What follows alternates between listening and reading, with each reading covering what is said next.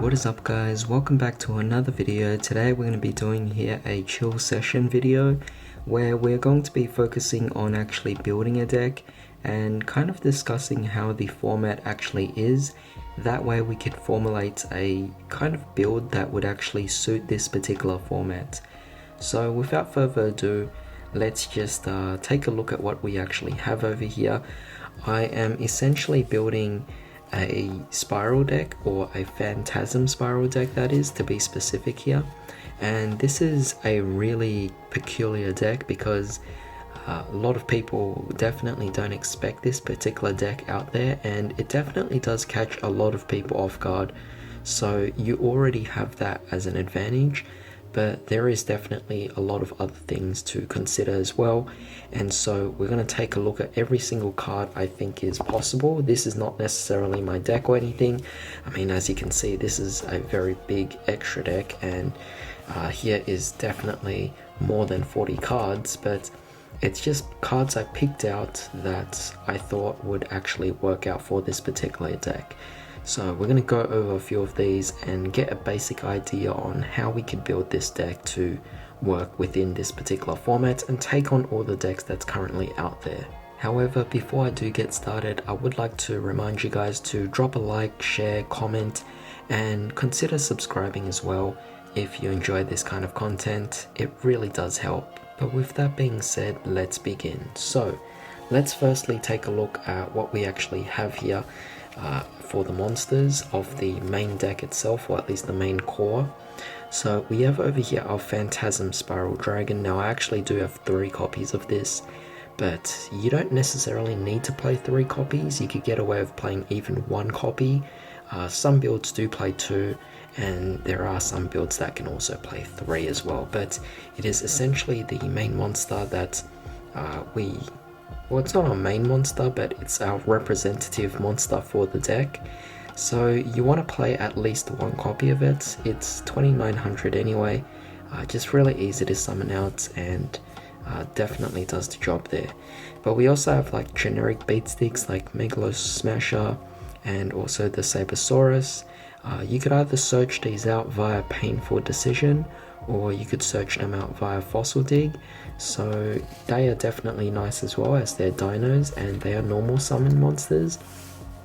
So when you consider this deck, instantly you should already know that this particular deck focuses on normal monsters. So cards like Skill Drain, cards like well, pretty much anything that focuses on effects doesn't really matter in your case. You know, you could definitely get away with a lot of different things here. So you have over here the different spells now, which are mostly equip cards, and they all do their own things. For example, this one over here protects them from battle, so this is an option. But we also have this one over here, which gives it 500 boost, and also allows you to special summon out a Phantasm Dragon as well. All of them do have that effect, depending on what you actually do to interact with these particular cards here. We have the Spiral Clash as well, and the most important card being our Phantasm City. So that's obviously going to be crucial, summoning out a token every single turn. Now as for searches, we have here Painful Decision as well. So I'm actually opting to play just the Painful Decisions. I didn't want to play the Fossil Digs because I felt there was no need. The Painful Decisions worked out well because it allows me to ditch the cards or the extra copies to the graveyard. That way we could potentially revive it again via any kind of spells that would allow us to revive. So the Painful Decision does a unique job as opposed to the Fossil Digs. Though if you want to play Fossil Digs to add in more consistency, you can definitely do so. I know that I'll at least be considering it, so I will do a few test hands, or at least some test plays off screen, to get a better idea of how the deck could work via the searching, and see how that works. You could also play Unexpected Die. That is definitely also a fantastic card, but yeah, I'll definitely have to consider that off screen. So to get a generic idea on what we have here, so this is all part of the core that I just had laying around. But we also have here the Spiral Battle. You could activate this from your hand if you have a normal monster out on the field. And this essentially allows you to just pop any card your opponent controls. So very nice there. We have here Spiral Power and Spiral Assault. Not necessarily the cards used as much, but definitely still applies. Now, the basic idea behind how this deck actually works is it's meant to be a bunch of floodgates. You're summoning out a monster and you're just setting a bunch of cards and passing. So you could definitely gain a lot of benefits out of this. It's similar to Magical Musketeers. Summon one monster and have a bunch of cards set. Of course, your field spell also allows you to search out more cards, but it's basically the same idea as Magical Musketeers. You also have here these cards as well. Just the basic Solemn Brigade definitely works out. I also have here the Gozen matches. I thought this might actually work if you have the same attributes. So playing that would mean I'm allowed to play Spiral Dragon plus the Megalo Smasher, but it would rule out the Sabersaurus in the deck. And I was wondering whether or not making that sacrifice would be worth it with the Gozen match. So you could definitely consider it.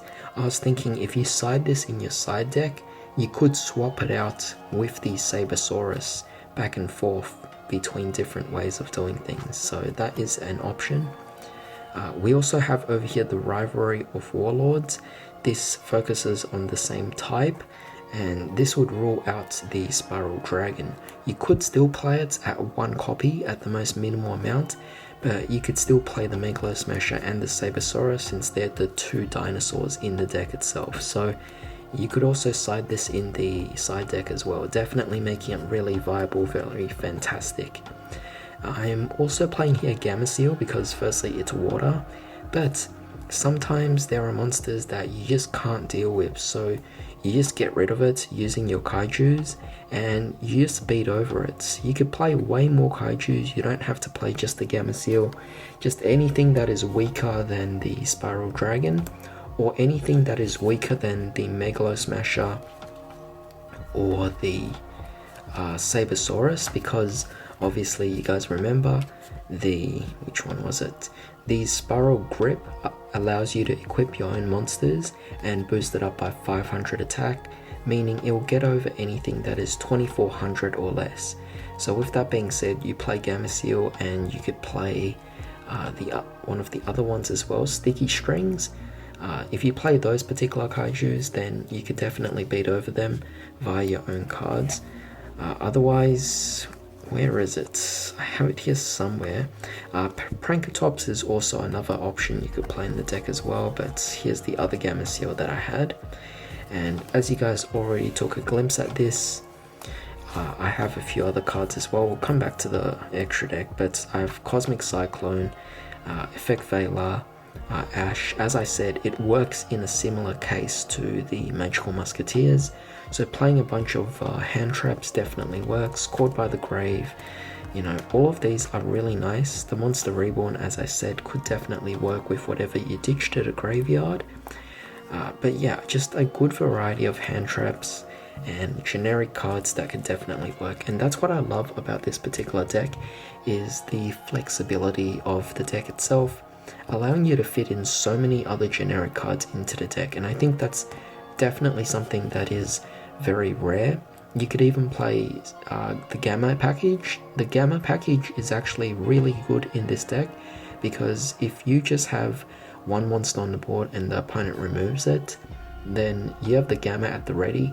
That's very powerful. Honestly, you could fill this deck up with like 9 hand traps if you actually wanted to, and just the rest of the deck is filled with very minimal copies of the actual main core cards itself. So you could definitely make things work quite well here in that way. So you have to consider what this particular format actually encompasses.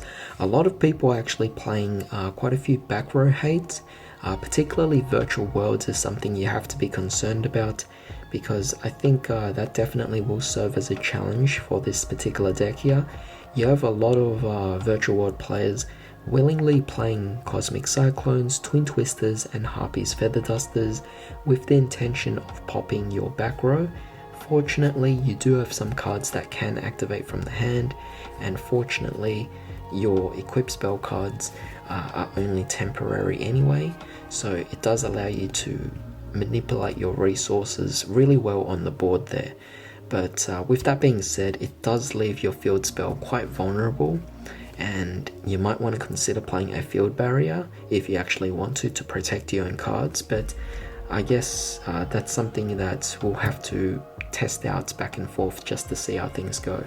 But it does leave a lot of this back row here in a vulnerable state, because they could easily be removed from the field via your opponent's back row hate add-ons into the deck.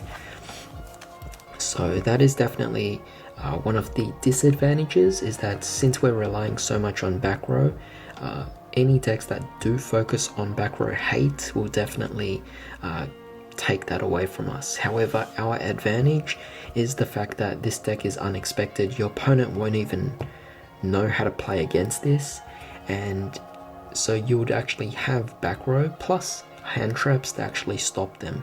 So the way the hand traps actually give you the advantage in this case is that you could play as many hand traps as you want, and that's going to be a huge disruption. I could play Ash, Vela, Gamma, and even Drone Lockbird, all at 3 copies each, so that means I would have 12 cards or 13 cards plus the driver as well, and that alone could be such a detrimental thing against your opponents already. So it's definitely fantastic there. And then you bring out your own monsters, allowing you to summon out your Spiral Dragons during the battle phase and attacking over them. And even though you're not necessarily OTKing them, you are slowing them down so much, you're preventing them to getting to resources, and as a result you're just beating over them bit by bit, and I think within maybe 3 or 4 turns you could finish off your opponent. Definitely fantastic there. However, as for the extra deck, it's an interesting case. You could consider playing Pot of Extravagance to speed up this deck and focus less on the extra deck. However, I do think the extra deck does serve as a great toolbox for you to work with, and sometimes you might need it. Keep in mind we are playing Megalo Smasher and Sabersaurus. They are both dinosaur monsters, so you can play your Evozar or Evozar Lagia as well as your Dolkar. Fantastic floodgates. But you can also play, where is it? Over here. Yeah, so back row hate your own cards there, but you could also play a great variety of your own toolboxes. So you have here Taigusta Emerald, you have here the Castell, what else is there, 41, Miss Starboy to boost up your own cards because you're playing waters anyway, Tornado Dragon, you have a Utopia, great for OTK, Link Spider to summon out more normal monsters anyway, and then you could further Link Climb using those resources. All of the Nightmares are definitely viable options, but one of my favorites right now is to also go for the Bahamut Shark and the Totally Awesome. Works incredibly well for the deck. You play this with the Dolkar or Lagia, plus the Solemn Brigade and a few hand traps as well. You could definitely open up with a really powerful board. Absolutely love that, so I am definitely going to be adding these two into the deck. But we also have over here our Bujinki Ahashima, a great card to summon out more monsters from your grave and hand to immediately go for your XC summon, and that could be for any of your negates. Fantastic there. And the Imp Masquerena allows you to potentially respawn during the opponent's turn, going for one of your Nightmares and just disrupting the opponent. So hopefully that gives you guys an idea of how this particular deck works now. It's essentially a deck that summons out 1 or 2 monsters, has a bunch of floodgates set, and you're essentially disrupting, negating, preventing your opponents from actually doing things via your back row, via your own Link monsters, via your own Xyz monsters like Dolkar, Lagia, or Totally Awesome, or even the Nightmares, via your hand traps, and then you have your own monsters which decent attackers as well, decent beat sticks to summon out really easily via your own equip spells to beat over your opponent's monsters. And even then, with all the floodgates you have, you're preventing your opponents from even bringing out monsters. So for all we know, they might have a wide open field in the optimal case, so you're just attacking directly with your own monsters. It's definitely fantastic there. So I'm very keen to see how this deck would actually turn about once I actually fully build it. As I said, I mentioned a few cards like Fossil Dig and some other stuff as well that I did not include here, but you could definitely include it. So I'm now going to be considering adding in the Gamma package and also the Fossil Digs as well. But given that this particular video is meant to be a chill session to get an idea of how these cards might work in the format, I do definitely want to hear what you guys actually have to say about this particular deck and how it should be built, and that way I could present a deck profile that is very suitable, because despite past builds which might have worked during that time, it won't necessarily work now, and I think it's something that we have to be aware of. Every build you make for any deck whatsoever is not eternal. You definitely have to update it to every format. There are going to be a lot of changes, a lot of ban lists of course, and that will definitely affect what cards will work against which based on what you have on your build as well. So I'm just going to quickly work my way around going with a certain core for this deck, and hopefully after this whole fast forward montage I'll actually have something at the ready and we could work from that for the next video.